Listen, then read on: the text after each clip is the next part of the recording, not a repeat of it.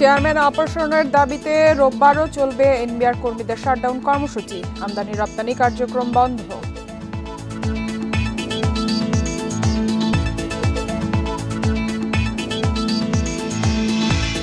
NBR কর্মীদের আন্দোলনে দৈনিক ২৫০০ কোটি টাকার বাণিজ্য ব্যাহত, দাবি ব্যবসায়ীদের, দ্রুত আলোচনার আহ্বান।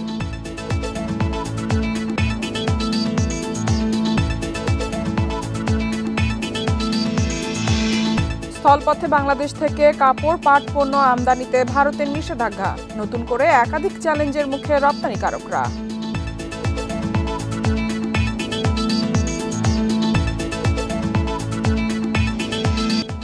সবাইকে আমন্ত্রণ অর্থনীতি সারাদিনে আপনাদের সাথে আছি ফাতারা। শুনছিলেন শিরোনাম, এবারে জানাবো বিস্তারিত। শাটডাউন ও মার্চ টু এনবিআর কর্মসূচিতে সারা দেশে বন্ধ এনবিআর এর সেবা কার্যক্রম। চেয়ারম্যানের পদত্যাগ ও যৌক্তিক সংস্কারের দাবিতে রোববারও এই কর্মসূচি চালিয়ে যাওয়ার ঘোষণা দিয়েছে এনবিআর সংস্কার ঐক্য পরিষদ। শনিবার রাজস্ব ভবনের সামনে অবস্থান শেষে সংবাদ সম্মেলনে এ ঘোষণা দেয় তারা। জানায় সরকারের সঙ্গে আলোচনায় আগ্রহী তারা, তবে এর আগে এনবিআর চেয়ারম্যানকে অপসারণ করতে হবে। পূর্ব ঘোষণা অনুযায়ী এনবিআর সংস্কার ঐক্য পরিষদের ব্যানারে সকাল থেকে রাজধানীর আগারগাঁওয়ে রাজস্ব ভবনের সামনে অবস্থান নেয় আন্দোলনকারীরা। অনাকাঙ্ক্ষিত ঘটনা এড়াতে মোতায়েন করা হয় আইন শৃঙ্খলা বাহিনী সদস্যদের। এনবিআর এর পক্ষ থেকে কর্মীদের অফিসে উপস্থিত না থাকলে শাস্তিমূলক ব্যবস্থা নেওয়ার নির্দেশনা ছিল। তা উপেক্ষা করেই চেয়ারম্যানের পদত্যাগের দাবিতে অনড় আন্দোলনকারীরা। আমরা চাই একটা এনবিআর, সেখানে একটা সৎ শাসন প্রতিষ্ঠিত হবে, একটা যৌক্তিক সংস্কার হবে, আন্তর্জাতিক মানদণ্ডের একটা এনবিআর আমরা প্রতিষ্ঠিত করতে চাই। আমাদের দেয়ালে পিঠ থেকে গিয়েছে এবং আমাদের পিছু আর ফিরে যাওয়ার কোনো রাস্তা নাই। আমরা চাই বৈষম্যহীন এনবিআর, এটাই আমাদের একমাত্র চাওয়া। বিকেলে রাজস্ব ভবনের সামনে আয়োজিত সংবাদ সম্মেলনে ব্যবসায়ীদের পাশে থাকার আহ্বান জানায় এনবিআর সংস্কার ঐক্য পরিষদ। সরকারের সাথে সমস্যা নিরসনে আলোচনা বসতেও আগ্রহী তারা। এনবিআর সংস্কার ঐক্য পরিষদ কর্তৃক ঘোষিত ২৮শে জুন ২০২৫ খ্রিস্টাব্দ তারিখ থেকে ট্যাক্স, কাস্টমস ও ভ্যাট বিভাগের সকল দপ্তরে লাগাতার কমপ্লিট শাটডাউন যথারীতি চলবে। আমরা জুলাই মাস আসার পূর্বেই তার অপসারণ চাই, কারণ আমরা পুত পবিত্র হয়ে জাতীয় রাজস্ব বোর্ডের কর্মকর্তা কর্মচারী বৃন্দ আলোচনায় অংশগ্রহণ করতে চাই। সংবাদ সম্মেলনে জানানো হয় ২৯ জুন থেকে সারা দেশের সব দপ্তর থেকে মার্চ টু এনবিআর কর্মসূচি পালিত হবে, তবে আন্তর্জাতিক যাত্রী সেবা চালু থাকবে। Shahid Ahmed, independent news, Dhaka. এদিকে এনবিআর কর্মকর্তা কর্মচারীদের কমপ্লিট শাটডাউন কর্মসূচির কারণে সারা দেশে বন্দরগুলোতে দেখা দিয়েছে অচলাবস্থা। আমদানি রপ্তানি শুল্কায়ন কার্যক্রম বন্ধ থাকায় বিপাকে ব্যবসায়ীরা। আটকা পড়েছে পণ্যবাহী অসংখ্য ট্রাক। এনবিআর বিলুপ্তির প্রতিবাদ ও চেয়ারম্যানের পদত্যাগ দাবিতে কর্মসূচি চলবে আগামীকালও। দ্রুত সংকট সমাধান না হলে ব্যাপক লোকসানের শঙ্কায় ব্যবসায়ীরা। শনিবার সকাল ৯টা থেকে চট্টগ্রাম কাস্টমসে শুরু হয় কমপ্লিট শাটডাউন কর্মসূচি। তালা ঝুলিয়ে দেওয়া হয় শুল্কায়ন শাখার সব কক্ষে। কোনো কর্মকর্তা কর্মচারী কাজে যোগ দেননি। শুল্কায়ন কার্যক্রম বন্ধ থাকায় কাস্টমস অফিসে এসে ফেরত যান আমদানি রপ্তানিকারকদের প্রতিনিধিরা। আজকেও জানি যে কাজ হবে।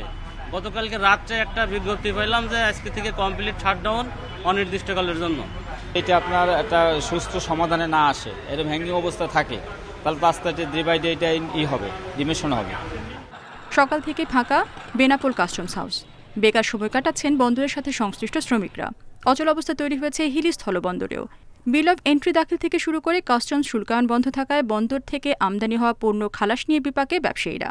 এই শাটডাউনের কারণে এই কাঁচামালগুলা এই তীব্র তাপদাহে সবটাই ক্ষতিগ্রস্ত হয়ে যাবে। এতে ব্যবসায়ীদের চরম ক্ষতি হবে এবং এই ক্ষতির কারণে শুধু এই বাংলাদেশে এই কাঁচামালের যে দ্রব্যগুলা এগুলোর দামও বৃদ্ধি পাবে। শুল্ক আদায়ের সব ধরনের কার্যক্রম বন্ধ সোনা মসজিদ স্থলবন্দরেও। কর্মসূচির কারণে ভারতের মহদীপুর স্থলবন্দরে পণ্যবাহী ট্রাকে জট তৈরি হয়েছে জানান ব্যবসায়ীরা। রেশমি নন্দী, ইন্ডিপেন্ডেন্ট নিউজ। এনবিআর এর আন্দোলন কার্যক্রম সম্পর্কে আরো বিস্তারিত জানাতে বার্তা কক্ষ থেকে যুক্ত হচ্ছে সহকর্মী শাহিদ আহমেদ। শাহিদ, এনবিআর এর কর্মকর্তা কর্মচারীরা আমরা জানি যে মঙ্গলবার সরকারের সাথে আলোচনা বসতে রাজি হয়েছে। সেক্ষেত্রে আগামীকালকের জন্য এবং সোমবারের জন্য কেন নতুন করে কর্মসূচি ঘোষণা করেছে তারা? দেখুন, আসলে এই প্রশ্নটাই করেছিলাম এনবিআর সংস্কার ঐক্য পরিষদের যে নেতারা ওখানে ছিলেন, সভাপতি, সিনিয়র সহসভাপতি সহ যারা ওখানে আন্দোলনকারীরা ছিলেন, তাদের কথা হচ্ছে যে এর আগে তারা বিভিন্ন দাবি ছিল, তবে এখন তাদের একটাই দাবি যে এনবিআর যে চেয়ারম্যান তার পদত্যাগ আব্দুর রহিম খানের। তবে এই প্রশ্নটা তাদেরকে জিজ্ঞেস করা হয়েছিল মঙ্গলবারের বিষয়টা, তারা যেটা বলেছিল সরকারের সাথে বিশেষ করে অর্থ মন্ত্রণালয় যদি তাদেরকে ডাকে সে ফরমালি সেক্ষেত্রে তারা অর্থ মন্ত্রণালয়ের সাথে এই এনবিআর সংস্কার নিয়ে তারা আলোচনা করতে আগ্রহী, তবে তার আগে এনবিআর চেয়ারম্যানকে পদত্যাগ করতে হবে। এর আগে শনিবার পর্যন্ত অর্থাৎ 30 জুন যে মঙ্গলবার সেই পর্যন্ত কিন্তু তারা সময় বেঁধে দিয়েছিল যে চেয়ারম্যানের পদত্যাগের বিষয়টি। যেহেতু আরও কয়েকদিন আছে সেক্ষেত্রে তারা বলছে যে সরকারের সাথে আলোচনা, একই সাথে তারা বলছে সরকারের সাথে আলোচনা বসতে তারা রাজি, এবং তারা অভিযোগ করছে যে আসলে সরকারের পক্ষ থেকে বিশেষ করে অর্থ মন্ত্রণালয়ের পক্ষ থেকে এখনও পর্যন্ত তারা তেমন কোনো সাড়া পায় নাই। তবে আলোচনার আগে তাদের এক দফা চেয়ারম্যানের পদত্যাগ। এবং এর আগে সরকার যে এনবিআরের বিষয়ে একটি কমিটি করেছিল 6 সদস্যের, তাদের অভিযোগ এই 6 সদস্য কমিটির ভিতরে সবগুলোই কিন্তু তাদের যে চেয়ারম্যানের নিজস্ব লোক এবং তাদের সংস্কার ঐক্য পরিষদে কাউকে রাখা হয় নাই, ডাকা হয় নাই, এটাও তাদের একটা অভিযোগ। এবং তারা আসলে বিশ্বাসযোগ্য হচ্ছে না যে আসলে সরকারের সাথে আলোচনায় কোনো একটা ফলপ্রসূ হবে বলে, এবং এই জন্যই তারা কিন্তু সকাল থেকে যে চেয়ারম্যানের পদত্যাগের দাবি। এবং আরেকটি বিষয় যে তাদেরকে জিজ্ঞাসা করা হয়েছিল এর আগে তারা যে কলম বিরতি পালন করেছিল, এখন কমপ্লিট যে শাটডাউন, এর ফলে কিন্তু আমদানি রপ্তানি সহ সামগ্রিক ব্যবসা বাণিজ্যে নেতিবাচক প্রভাব পড়ার শঙ্কা রয়েছে, যেটা কিন্তু আজকে কিন্তু ব্যবসায়ীরাই আরেকটি অনুষ্ঠানে বলেছেন যে আমদানি রপ্তানি সহ সামগ্রিক ব্যবসায়িক কার্যক্রমে ব্যাহত হচ্ছে। এই প্রশ্ন এনবিআর এর এই অচলাবস্থার কারণে ব্যবসা বাণিজ্যের যে ক্ষতি হচ্ছে সে বিষয়ে এই এনবিআর এর কর্মকর্তারা কি বলছে? তারাও কি আসলে এটা আরো দীর্ঘায়িত হোক সেই বিষয়টি চাচ্ছে? দেখুন, আসলে যারা আন্দোলন করেছে তারা বলছে যে আসলে ব্যবসায়ীদের প্রতি আহ্বান জানিয়েছেন যে তাদের এই দাবির সাথে তারাও যেন একতা প্রকাশ করে। আমরা আবার দেখতে পাচ্ছি ব্যবসায়ীরা তারা কিন্তু বলছে যে আসলে এই আন্দোলন তাকে যত দ্রুত সম্ভব সরকারের পক্ষ থেকে সমাধানের বিষয়, তবে তারা এটাও বলছে যে আসলে ব্যবসায়ীরা যে এনবিআর চেয়ারম্যানের পদত্যাগে কিন্তু কোনো সমাধান নয়, এরপরে কিন্তু নতুন আরেকজন চেয়ারম্যান বসবে। তারা বলছে যে এটা যৌক্তিক সমাধানের জন্য সরকারকে যত দ্রুত সম্ভব এই আন্দোলনকারীর সাথে বসে যাতে একটা সেবা নিশ্চিত হওয়ার ব্যবস্থা করা যায়। কারণ আপনি জানেন যে এর আগে তারা যেটা বলছে ব্যবসায়ীরা যে বন্দর ভাড়া, বিমান ভাড়া সহ অনেক যারা বিদেশি বায়ার তারা কিন্তু এই দীর্ঘ সূত্রতা এবং কাজে যে অস্থিতিশীল পরিবেশ হচ্ছে তার ফলে তারা কিন্তু আর্থিকভাবে ক্ষতিগ্রস্ত হচ্ছে। আর এরপরে যারা ঐক্য পরিষদ এনবিআর যারা আন্দোলনকারী তারা যেটা বলছে ব্যবসায়ীদের এই অভিযোগ তারা মেনে নিচ্ছেন যে হ্যাঁ, দেশের বিভিন্ন বন্দর সহ সামগ্রিক রাজস্ব কার্যক্রম ব্যাহত হচ্ছে, তারা নিজেরাও চাচ্ছে না এর সমাধান, তারা কিন্তু সব কিছু মূলে কিন্তু এক দফার কিন্তু বলছে, এবং তারা কিন্তু এর মেনেও নিচ্ছেন যে দেশের বন্দর সহ সামগ্রিক রাজস্ব আদায়ে যে সমস্যা হচ্ছে, নতুন অর্থবছর শুরু হবে সেই বিষয়গুলো তারা বলছে যত দ্রুত সম্ভব সরকারের মানে এক কথা যদি বলা যায় সরকারের আলোচনার ডাকতে তারা আগ্রহী, এবং তারা বলছে যে সরকারের পক্ষ থেকে তারা এই আলোচনা জানাচ্ছিলেন সহকর্মী শাহিদ আহমেদ। চলে যাচ্ছে পরবর্তী সংবাদে। এনবিআর কর্মকর্তাদের আন্দোলনের কারণে দৈনিক 2,500 কোটি টাকার বাণিজ্য ব্যাহত হচ্ছে বলে দাবি করেছেন ব্যবসায়ী নেতারা। তাই দ্রুত আলোচনা করে অচলাবস্থার অবসান চান তারা। শনিবার রাজধানীর একটি হোটেলে এসে শীর্ষস্থানীয় বিভিন্ন ব্যবসায়ী সংগঠন আয়োজিত সংবাদ সম্মেলনে তারা একথা বলেন। এ সময় তারা বলেন এনবিআর চেয়ারম্যানের অপসারণ কোনোভাবেই কাম্য নয়। প্রায় 1 মাস ধরে চলা এনবিআর কর্মীদের আন্দোলনে বড় ধরনের ক্ষতির মুখে পড়েছে আমদানি রপ্তানি নির্ভর ব্যবসা প্রতিষ্ঠানগুলো। দিন দিনে অবস্থা আরও ঘনীভূত হলে শনিবার সংবাদ সম্মেলন করে ব্যবসায়ী নেতারা।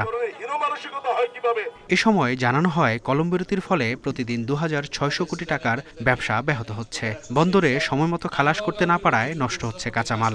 সংকট সমাধানে প্রধান উপদেষ্টার কার্যালয়ের নেতৃত্বে এনবিআর কর্মীদের সঙ্গে আলোচনায় বসার আহ্বান তাদের।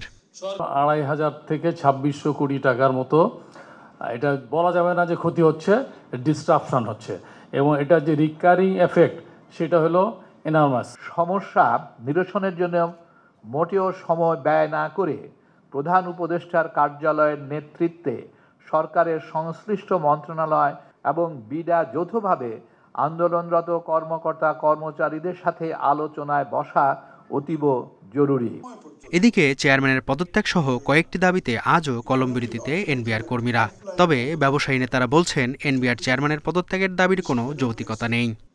যে আপনি চেয়ারম্যানকে রিমুভ করে দিবেন, তাইলে মানে শুধু আমরা আপনার সাথে আলোচনায় বসবো। হু আর ইউ টু ডিসাইড? তো কালকে বলবো যে আপনার এই মেম্বার সাহেবকে রিমুভ করেন, পরশুদিন বলবো যে ওই কমিশনার সাহেবকে রিমুভ করেন, তারপরে তার সাবঅর্ডিনেট স্টাফরা তাকে সেটা ডিমান্ড করবে। এটা তো হতে পারে না। বাস্তবতা হলো যে আমরা তাদের কাছে জিম্বি। আজকে যেটা আপনারা লক্ষ্য করছেন এটা কিছুই না, এটা অ্যাকচুয়ালি ক্ষমতার একটা বন্টন নিয়ে ঝগড়া হচ্ছে, টাকা পয়সার বন্টন নিয়ে ঝগড়া হচ্ছে। মাঝপথে আমরা হচ্ছে বিপদগ্রস্ত। দেশের আমদানি রপ্তানি ও অর্থনৈতিক অবস্থাকে সচল রাখতে কোনো পূর্ব শর্ত ছাড়াই শাটডাউন কর্মসূচি সহ সব কর্মসূচি প্রত্যাহারের আহ্বান জানান ব্যবসায়ী নেতারা। Mehedi Hasan, independent news, Dhaka. উচ্চ মূল্যস্ফীতি, অনিয়ন্ত্রিত মুদ্রানীতি ও দুর্বল ব্যাংক ব্যবস্থার কারণে গেল ৩ বছরে সব মিলিয়ে ৫৮,০০০ কোটি টাকা ক্ষতি হয়েছে বলে দাবি করেছে ঢাকা চেম্বার। শনিবার রাজধানীর মতিঝিলে ডিসিসিআই কার্যালয়ে এক সেমিনারে এসব কথা বলেন সংগঠনটির সাবেক সভাপতি। ২০২২ সালে দেশে মূল্যস্ফীতি ছিল ৭.৭%, চলতি বছরে যা ঠেকেছে 10%-এর উপরে, যার নিয়ন্ত্রণে কেন্দ্রীয় ব্যাংকের কঠিন মুদ্রানীতির ফলে প্রায় ৩২% রপ্তানি সক্ষমতা কমেছে বলে জানিয়েছে ঢাকা চেম্বার। ব্যবসায়ীরা বলছেন এই সময়ে প্রায় ১ লাখ কোটি টাকার বাড়তি সুদ দিতে হয়েছে। ডিসিসিআইয়ের সাবেক সভাপতি বলেন, গ্যাস উত্তোলন কমে যাওয়া সহ দাম বেড়ে যাওয়া ও মূল্যস্ফীতির কারণে ব্যবসায়ীদের পণ্য উৎপাদন ৩০% কমে গেছে। এ সময় পণ্যের দাম বেড়েছে প্রায় ৪০%। এতে গেল ৩ বছরে ৫৮,০০০ কোটি টাকা ক্ষতি হয়েছে ব্যবসায়ীদের। রিয়ালাইজ লস দেখেন যে যেটা অ্যাকচুয়ালি আমাদের ক্যাশ টাকা দিয়ে কিনতে হয়েছে, এবং ৩ বছরের রিয়ালাইজ লসের যদি আমি অ্যাকুমুলেট করি, আমাদের ২০২২ সনের প্রাইস ধরে ৫৮,০০০ কোটি টাকা আমাদের লস করা হয়েছে, নিতে হয়েছে। ইটস জাস্ট দ্যাট একটা শুধু পলিটিক্যাল চেঞ্জ আপ হয়েছে, তার জন্য কিন্তু ইকোনমি সেক্টর এই সিচুয়েশনে পড়েনি। গত ৩ বছর ধরে কিন্তু আমরা একটা ইকোনমিক মানে ব্যাড টাইমস আমরা করছিলাম, যে এখনই কি ৯ থেকে ৬, ৬ থেকে ৩, ৩-এর থেকে ১ করার কি রাইট সময় ছিল? বাংলাদেশ ব্যাংকের নির্বাহী পরিচালক বলেন, শুধু মুদ্রানীতি নয়, মূল্যস্ফীতি, জ্বালানির দাম বৃদ্ধি, অনিশ্চিত রাজনৈতিক অস্থিরতার কারণেও ব্যবসায় নেতিবাচক প্রভাব পড়েছে। তবে ভালো ব্যাংকগুলো চাইলে সুদহার কমিয়ে দিতে পারে। Lending rate ১২, ১৩, ১৪%, deposit rate ৬, ৭, ৮। তো মার্জিনটা কত? স্প্রেড মার্জিন প্রায় ৬-এর উপরে, এবং কিছু কিছু ব্যাংক আছে ভালো, আমি নাম বলতে চাচ্ছি না, তারা ৮-৯% spread. Can you imagine it? তাহলে কম্পিটিশনটা কোথায়? আমরা তো স্বাধীনতা দিচ্ছি আপনাদেরকে, যে সমস্ত ভালো ব্যাংক তারা তো ইন্টারেস্ট রেট কমিয়ে দিতে পারে, কমাচ্ছে না। এ সময় জানানো হয়, খেলাপি ঋণ, দুর্বল ঋণ প্রবাহ ও দীর্ঘমেয়াদী মূল্যস্ফীতির কারণে ব্যাংক খাত গভীর চাপে রয়েছে। এমন পরিস্থিতিতে অর্থনৈতিক পুনরুদ্ধার নিশ্চিত করতে ঋণ গ্রহীতা বান্ধব সংস্কারের আহ্বান জানিয়েছে DCCI. Amirul Islam, independent news, Dhaka.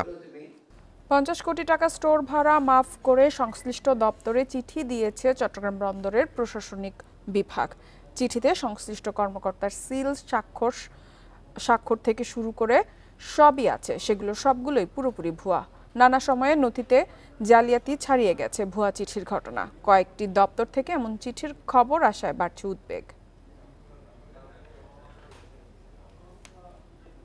প্রয়োজনীয় সিল, স্বাক্ষর, স্মারক নম্বর, এমনকি সংশ্লিষ্ট কর্মকর্তার নাম, তারিখ সবই আছে। চিঠিটি কোন কোন দপ্তরে কখন পাঠানো হয়েছে সেই তালিকাও বাদ যায়নি। প্রশাসনিক বিভাগের নাম করে এই চিঠিতে প্রধান উপদেষ্টার কার্যালয়ের কথাও উল্লেখ আছে, তবে এটি শতভাগ ভুয়া। ৫০ কোটি টাকা স্টোর ভাড়া মাফ, টার্মিনাল অপারেটর নিয়োগে জালিয়াতির অংশ এই চিঠি। সম্প্রতি কয়েকটি দপ্তরে এমন চিঠি ধরা পড়েছে। আগে ভুয়া নিয়োগপত্র আর পণ্য রপ্তানি খালাসে ভুয়া নথি জমার ঘটনা ঘটেছে, তবে স্পর্শকাতর বিষয়ে প্রশাসনিক চিঠি জালিয়াতি শোনা যায়নি। এতে একাধিক চক্র জড়িত ধারণা কর্তৃপক্ষের। কিছু অসাধু চক্র আছে, তারা বিভিন্ন সময় আমাদের বিভিন্ন কর্মকর্তাদের স্বাক্ষর জাল জালিয়াতি করে বিভিন্ন রকম অবৈধ সুবিধা আদায়ের চেষ্টা করে। তো এটা আমাদের যেটা আবেদন থাকবে সবার কাছে, এই ধরনের কোনো চিঠি যদি কেউ দিয়ে থাকে সেটা আমাদের এখানে যাচাই বাছাই করা যেন হয়, আমাদের ওয়েবসাইট যেন দেখা হয়। বন্দর ব্যবহারকারীরা বলছেন, আগের ঘটনাগুলোয় অপরাধীরা যথাযথ শাস্তি না পাওয়ায় জালিয়াতি বাড়ছে। জালিয়াতি করছে বছরের পর বছর ধরে, এগুলির শাস্তি হওয়ার প্রয়োজন আর কি। মানে এগুলি যখন উদ্ঘাটন হয়, এটার সাথে রিলেটেড যারা আছেন সকলের শাস্তি হওয়া দরকার, সেটা হয় না। আমরা প্রত্যাশা করব ভবিষ্যতে কঠোর শাস্তির মাধ্যমে একটা দৃষ্টান্ত সৃষ্টি করার জন্য। সম্প্রতি বন্দরে চিঠি জালিয়াতির একটি ঘটনায় কর্তৃপক্ষের করা মামলায় একজনকে গ্রেপ্তার করেছে পুলিশ। অনুপম শীল, ইন্ডিপেন্ডেন্ট নিউজ, চট্টগ্রাম। চট্টগ্রামে চালু হলো বিএসটিআই এর পূর্ণাঙ্গ ল্যাব। এতে পণ্যের মান যাচাইয়ে চট্টগ্রামের ব্যবসায়ীদের আর ঢাকামুখী হতে হবে না। সকালে আগ্রাবাদে বিএসটিআই এর আঞ্চলিক কার্যালয়ের 10 তলা ভবন ও ল্যাব উদ্বোধন করেন শিক্ষা উপদেষ্টা আদিলুর রহমান। এ সময় উপদেষ্টা বলেন, এই কার্যালয়ের ফলে দেশের আমদানি রপ্তানি গতিশীল হবে। এছাড়া ব্যবসায়ীদের সময় ও ব্যয় কমাতে সহায়তা করবে। একই সাথে আঞ্চলিক এই ল্যাবে পণ্য পরীক্ষার মাধ্যমে বিশ্ববাজারে বাংলাদেশি পণ্য এগিয়ে থাকবে বলেও মত তার। অনুষ্ঠানে শিল্প সচিব বিএসটিআর কর্মকর্তারা উপস্থিত ছিলেন। পরে জুলাই আন্দোলনে নিহত ফয়সাল আহমেদ শান্তর মা সহ উপদেষ্টা ভবনের ফলক উন্মোচন করেন।